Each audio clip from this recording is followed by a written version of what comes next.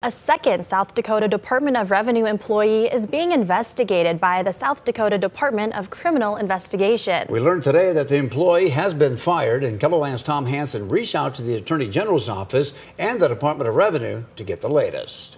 The South Dakota Attorney General's office has confirmed that DCI agents are looking into a State Department of Revenue criminal matter apparently involving fraudulent vehicle titles. In a statement, Marty Jackley said, "The criminal matter was reported by the Department of Revenue and is separate from the previous fraudulent title investigation. As with any criminal investigation, updates on this investigation will be provided to the extent permitted under South Dakota state law."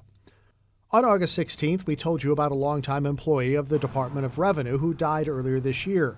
Jackley says she created phony titles for campers and used them to bilk banks and credit unions out of around $400,000 in loans over 8 years.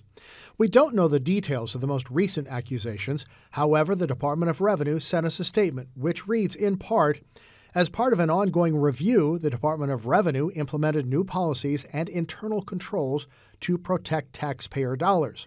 These new processes uncovered an act of suspicious activity by an employee. That employee has been terminated." The Department of Revenue is also adopting a new system to handle vehicle titles, and they say it will be more secure. Representative Linda Duba, who sits on the legislature's Government Operations and Audit Committee, says the committee will look at options during its October meeting. My sense is that do we need to call in a regional auditor to really do a deep dive in all of our processes? Duba, who worked in banking, feels the 3 recent cases of embezzlement and fraud may just be the tip of the iceberg.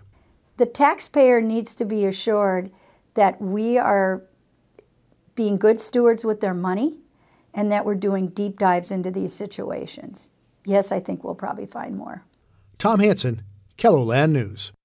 The Department of Revenue has a new title program called the 605 Drive Motor Vehicle System.